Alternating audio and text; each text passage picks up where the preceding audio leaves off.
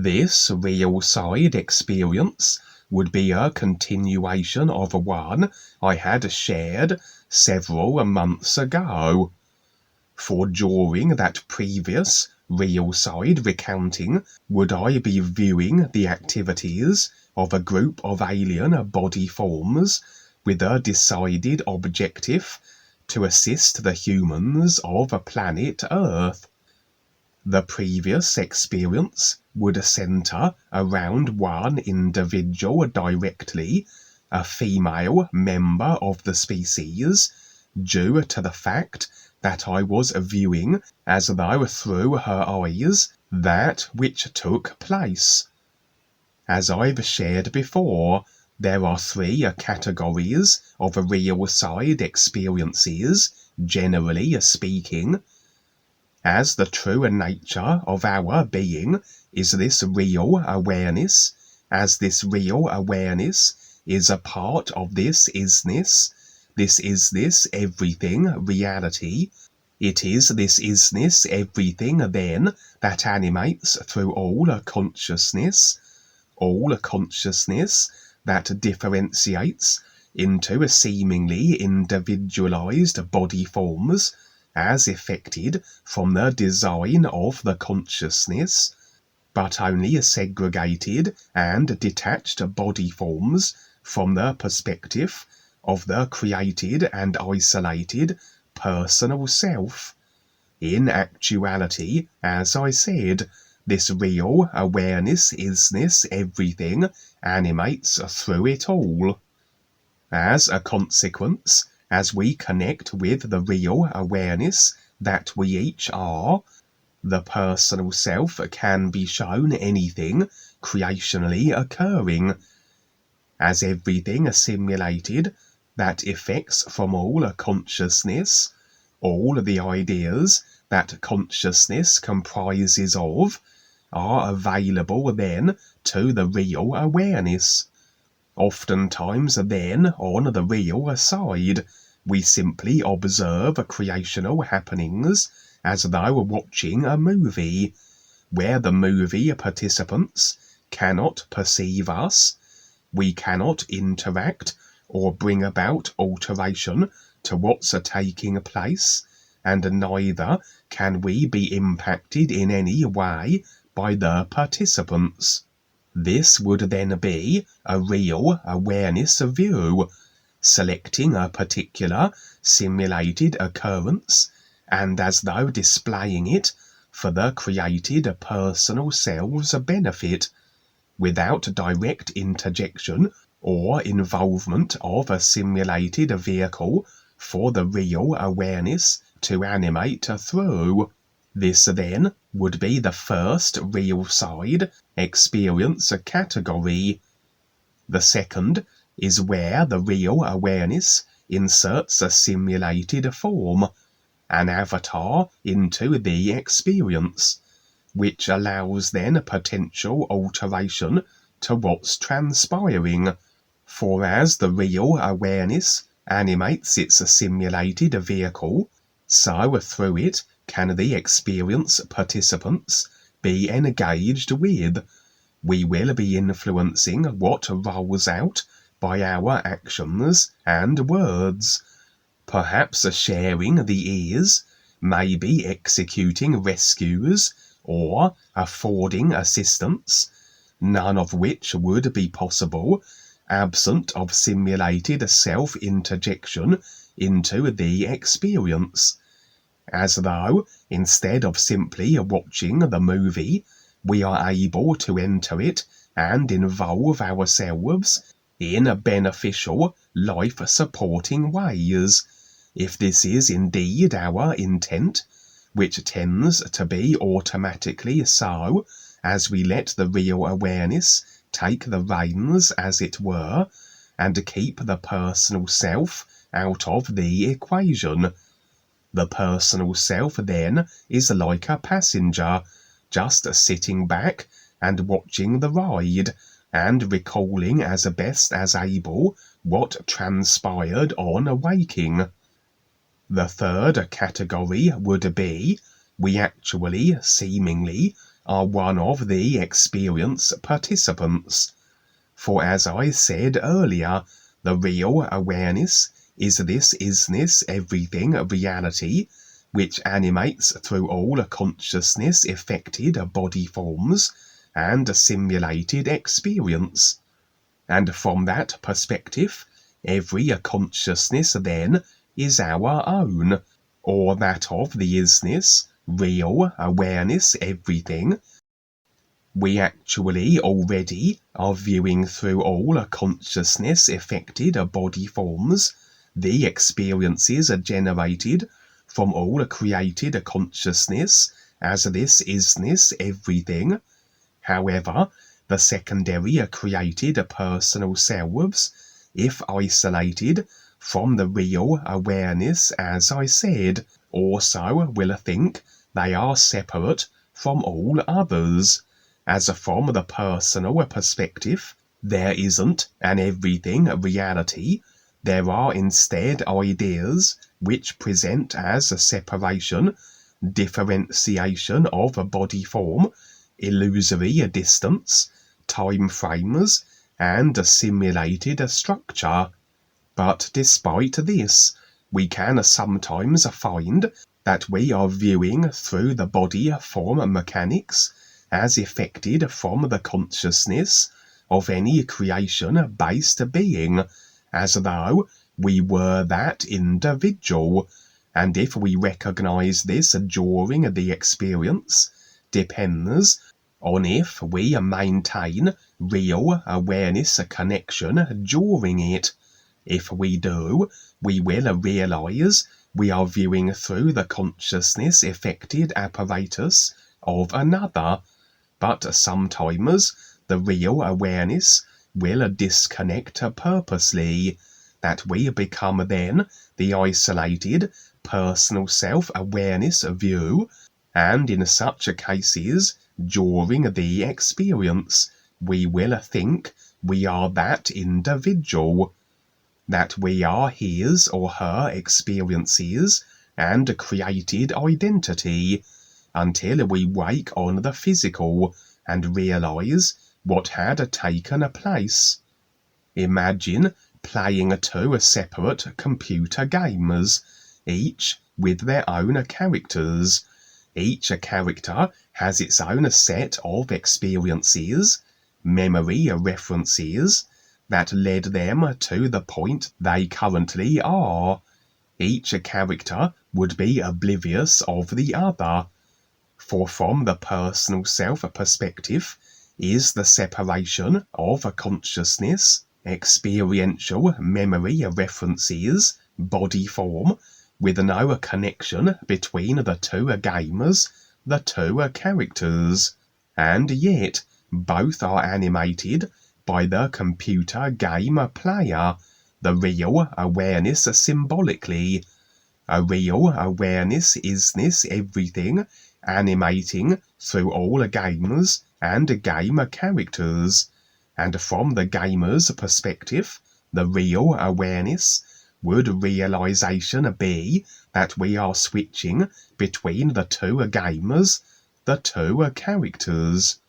But remove the game character, real awareness perspective and standing from the equation, and should we switch between gamers and game characters as orchestrated by the real awareness game operator, but we are isolated as the personal self characters' awarenesses, we will not only think we are the game characters, but be oblivious that our personal awareness view is switching between them, as neither of them contain any personal memory, any ideas that relate to the other.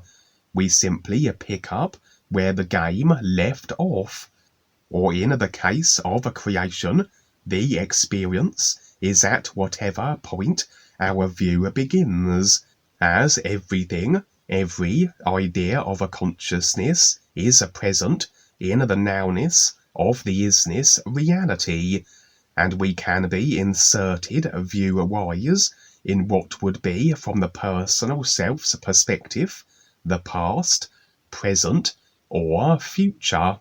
And so, as I said, we can view as though through the eyes of an experience participant. And if the real awareness connection is maintained, we recognize this is so. If it is not, we think we are that individual until we wake up back on the physical, or the real awareness connection happens to be restored during the experience. For indeed, if we watch a movie, this is a rather detached view. If we are inserted in it, but realize the simulated unreal nature of it, a little more immersive, yes. But if we view through a participant, if we are isolated as the personal self of that individual, absent of real awareness connection, we not only think that person is who we are, but as an isolated personal self, so we will think the simulation we are experiencing is real.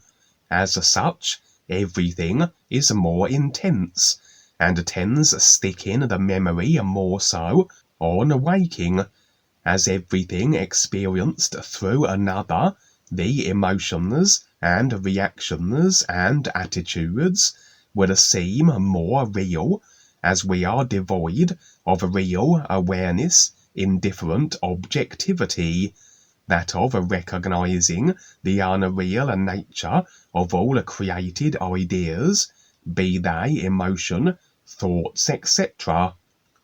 As I said at the beginning, an experience I had many months ago, involving a race of aliens intent on assisting humanity, and that experience would be what I call a Category 3, as I was the isolated personal self of one of the experience participants, one of the aliens, a female in fact, who had a male partner. The aliens' particular chosen method of assistance was as follows. They had negotiated with a large number of humans on the real side, made an arrangement where they would effectively switch with them. Not a case that the aliens would simply assume the vacated positions of the humans, as physically they looked somewhat different, and this would be noticed, as it was intended to be an undisclosed operation. Instead, the personal self-consciousness awareness of the aliens would be inserted in and operate now through the human body forms, and the humans transferred into the alien body types. The humans agreeable to live out their lives with the aliens and their planet of origin, and the aliens effectively now as humans. The consciousness of each, human and alien alike, would be maintained, each individual's identity. They were just now placed in opposite species body forms, and so the aliens, a technological space-faring species as they were, had to learn about the humans they would be assuming the forms of, become accustomed with Earth culture, social structure, and so forth, to blend in and go unnoticed. The humans would have to do likewise, but as I said, all involved had been agreeable. The idea was this, that even though the aliens would maintain their consciousness, personal self-identities, they still would become as a part of the human consciousness, by virtue of the human body forms assumed, part of then the human consciousness collective. When we become a particular species, we take on the collective consciousness of it in order to have the experience of that species. A human overall consciousness affects the human overall game or experience, etc. But however our consciousness has also been constructed up until that point will be now fused with and a part of the collective consciousness we now are a part of, as this species we have decided to be, and our consciousness contribution will impact the collective species consciousness consequently, according to how we have designed it. These aliens would have individual consciousnesses very different to the average human, for they hailed from a region of creation relatively untouched by strife, wars, and dark force entanglements.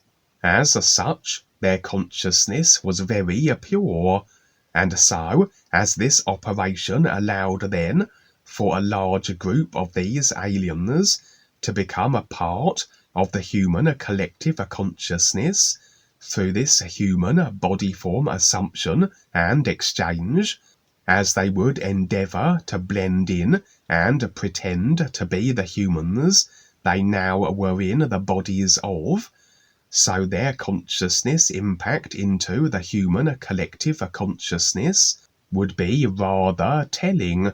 It would help break up and loosen the human overall consciousness that would be beneficial for humanity overall, for a looser, less rigid, literalized, controlled, and regulated consciousness equates to experience that reflects this, and a shift in humanity's overall experience would be likely.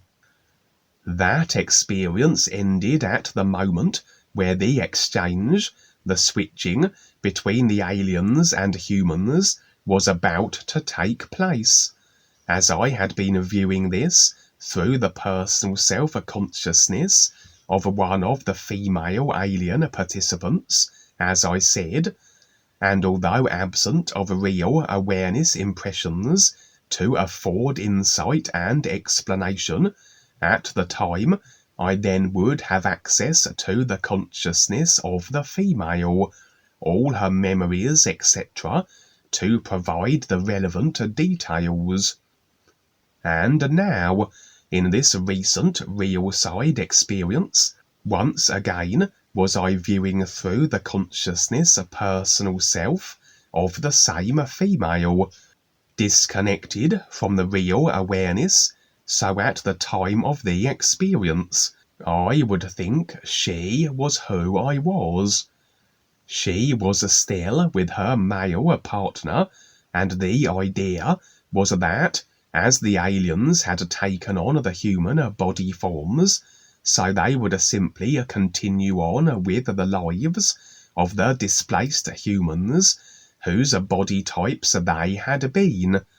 Each alien then maintaining discrete contact with each other, but living relatively separate lives. Their only function was to be there, and their presence would be impacting beneficially human consciousness overall. However, it seems this had not gone according to plan, for it was as though they had been discovered, ousted, or exposed, the details regarding this never revealed, and all the aliens, as the humans they were attempting to pose as, had gathered and relocated from the human lives they were attempting to live unnoticed to a large forestry area, seeking seclusion, isolation, as I said, as though exposed, and the decision made to retreat, to go into hiding. They had all made contact with each other and formed as though a refuge in whatever forest it was. It would be somewhere in America, as the humans, agreeable for the exchange, had all been based there. The aliens, in their human bodies, had rather disregarded their pretense to an extent.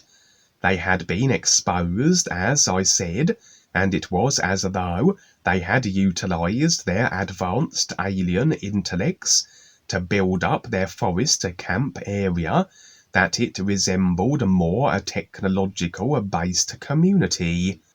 And indeed, this forest base area had become a gathering place for not only their kind, but all manner of other alien body forms also. It was as though it had become a sanctuary for displaced aliens that were operating on Earth or in the immediate region of space the planet occupied, but aliens that for whatever reason had been isolated, abandoned, cut off from their species.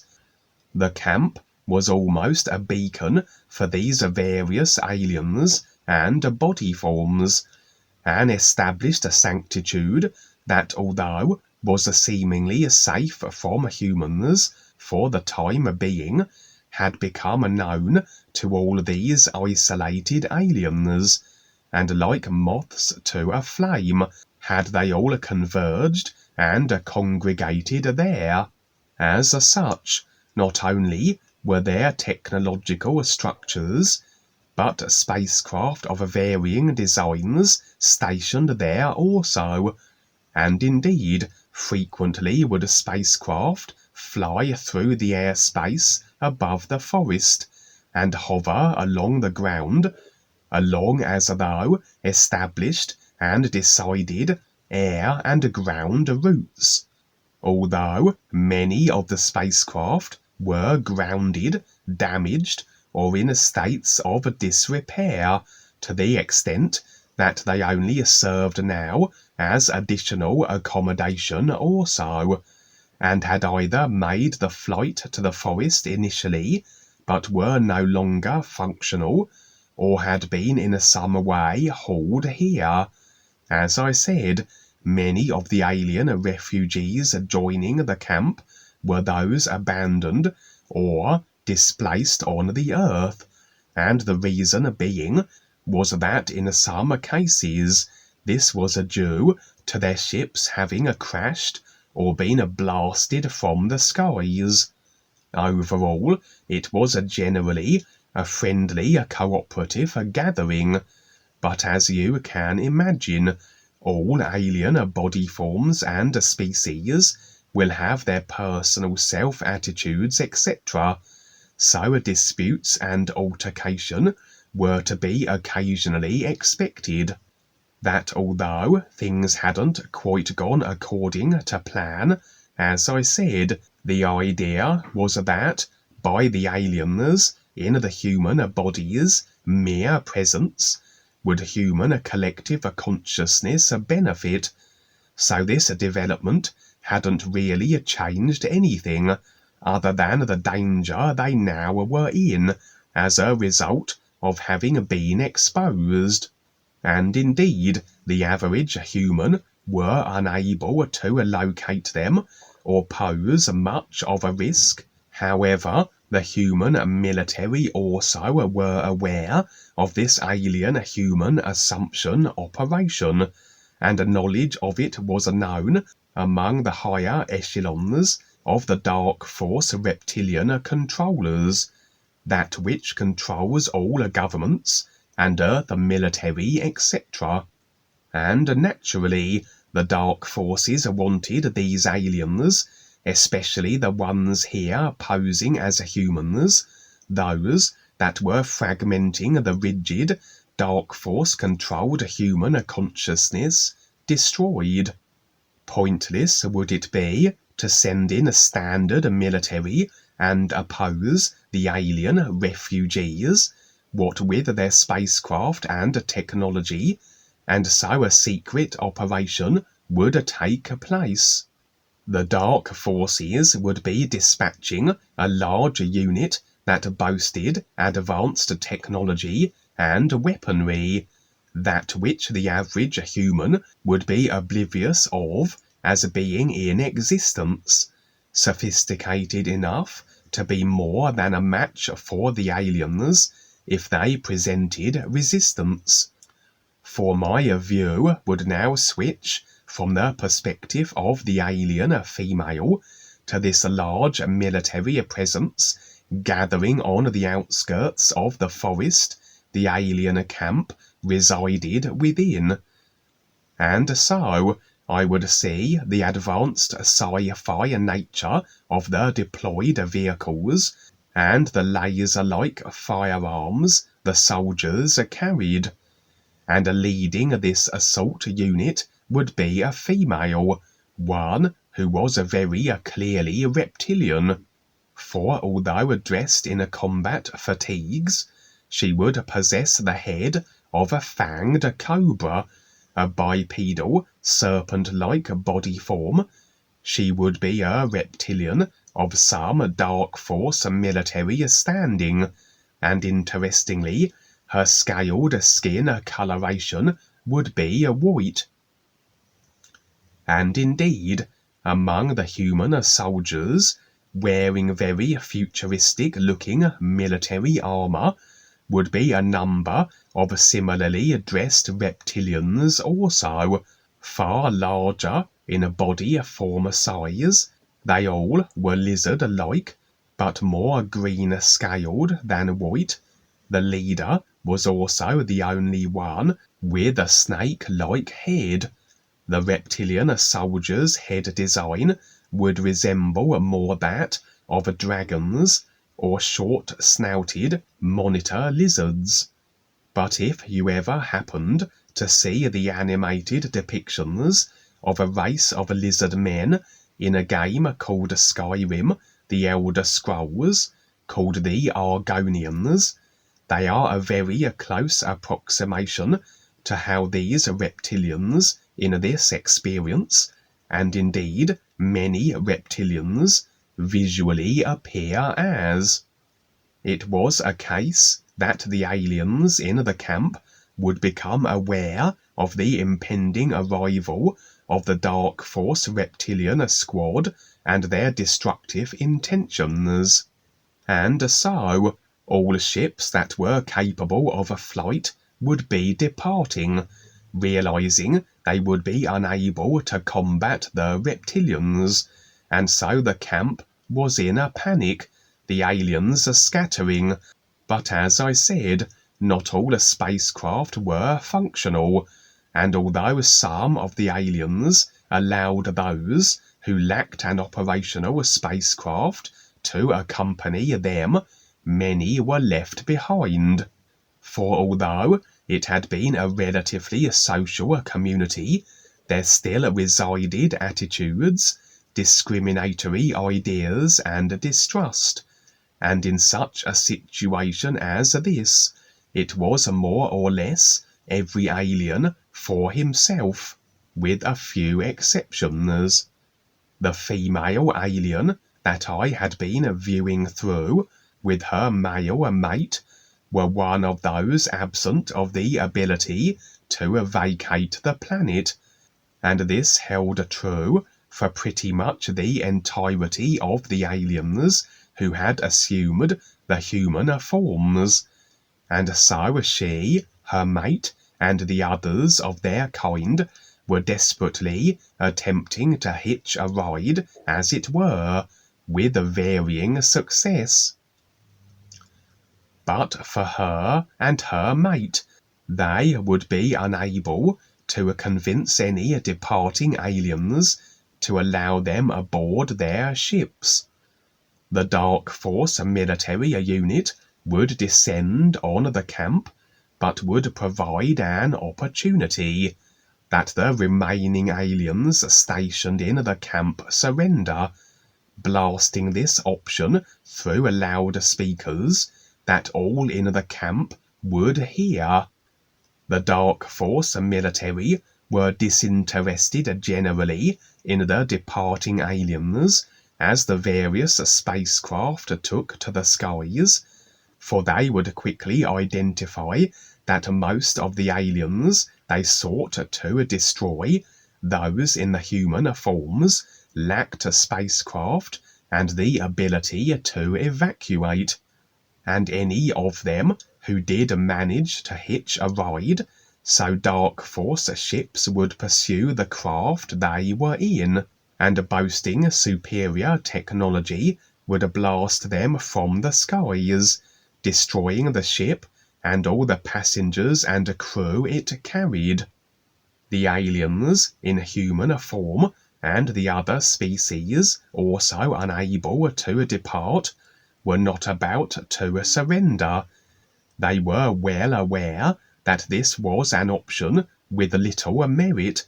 The Dark Force reptilians would very likely destroy them regardless of if they surrendered or not, and despite lacking ships to evacuate, they still could draw upon the technology available to them, that which had been gathered, assembled, etc., and would put up what resistance they were able.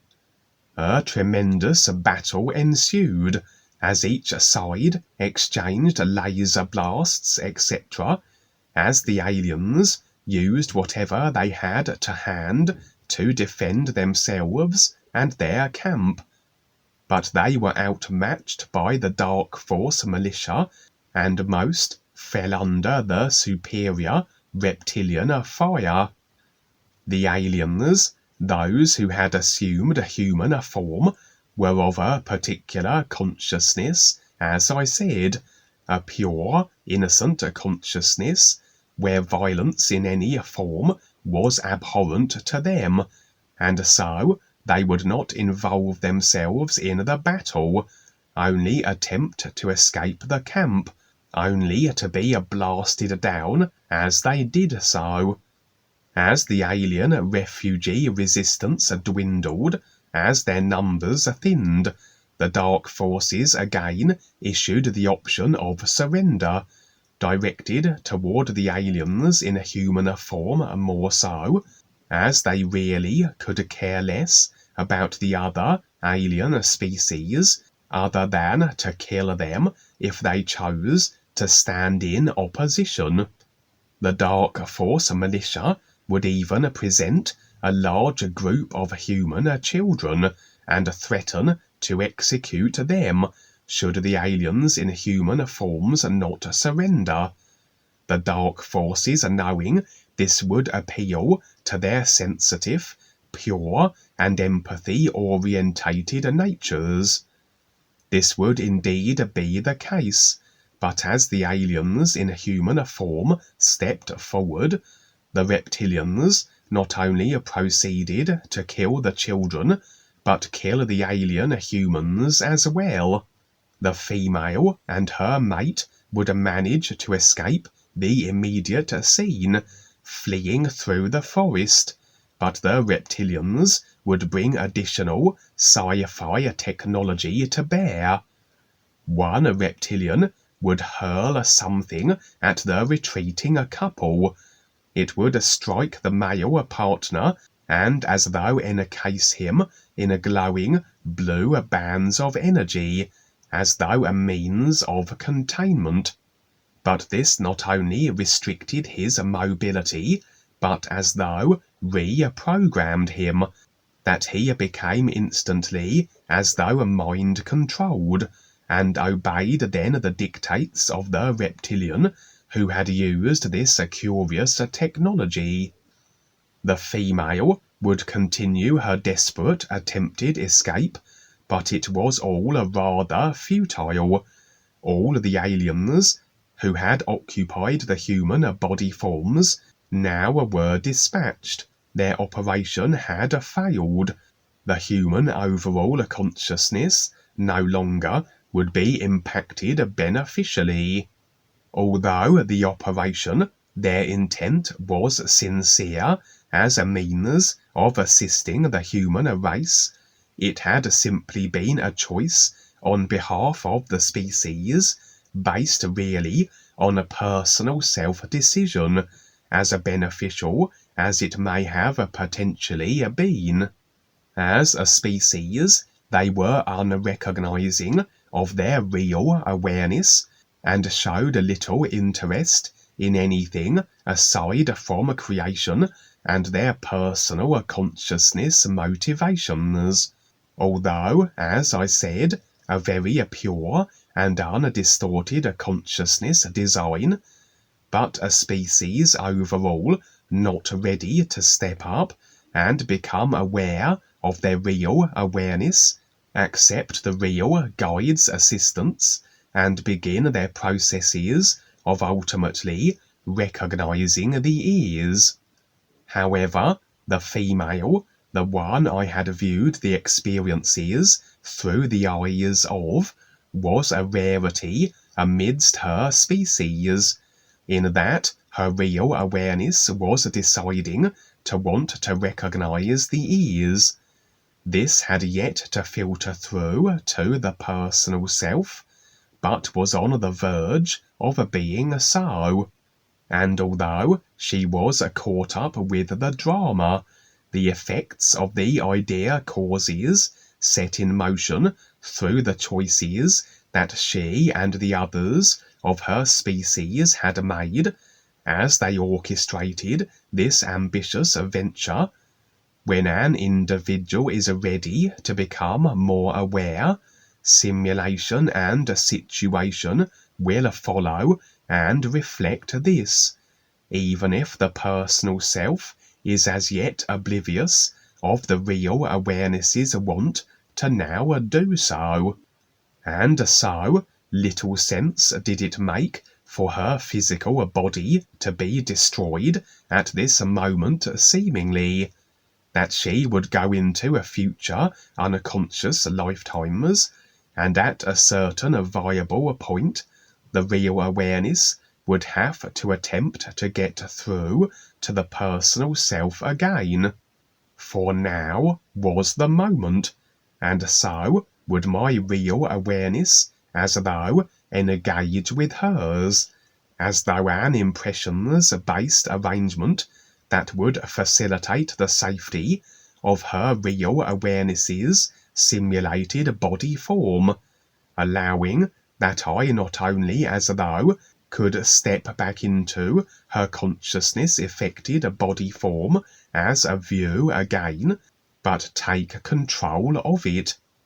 And although her personal self would be isolated from her real awareness, disallowing her real awareness to intercede on the behalf of its personal self, that all she could draw upon were the skills that she had developed through the consciousness this lifetime around, which were rather limited and had her extremely vulnerable and facing imminent death.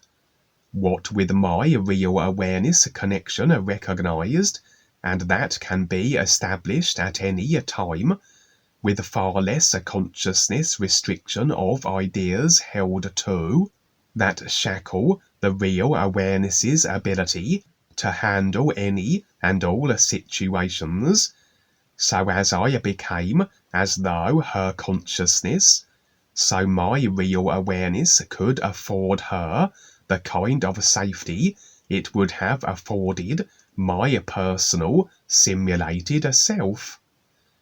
And although her simulated form was blasted down by reptilian laser fire, my real awareness facilitated her simulated vehicle reconstruction, but located in an altogether different and safer location, and her awareness was reinserted into it, at least her personal view at any rate, as awareness is everywhere and everything.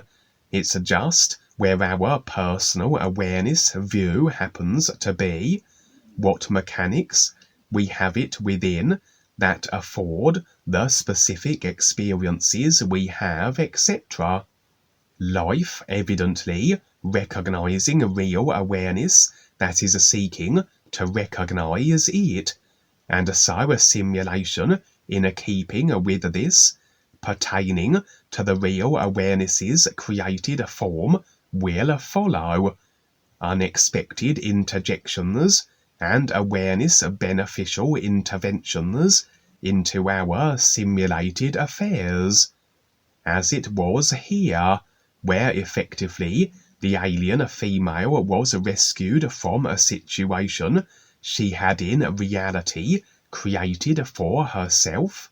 But nevertheless, from all this, we have another objective view of decision, choice, intent, of causes set into motion with the effects that follow.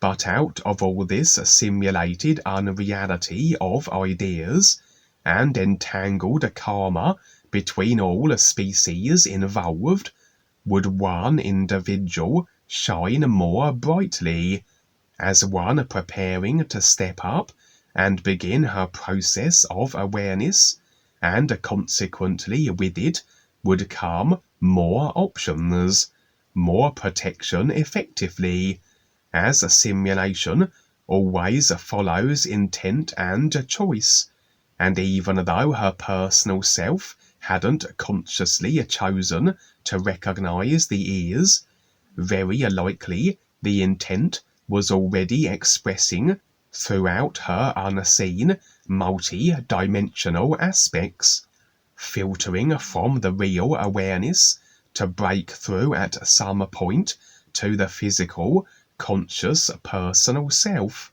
but already shifting experiential circumstances that otherwise may not have occurred for her were taking place. That was a lot, Kevin. Yes, more new friends, and just like yesterday or the day before, the old Callum God looks like he's stepping up. He's realizing that he has nothing, and that he may be singing the NUUU. We'll see. So it's always a big adventure, isn't it? A huge challenge. Again, we're so fortunate to have this challenge because this is what helps us wake up from all this passing dream and all these restrictions that we've known that seem to look so good. And so here we are. It's just terrific, Kevin. Thank you so much. And so, sing the NUUU song. It is your connection to the true reality, the all is, that the real you, your real awareness, is a part of. NUUU.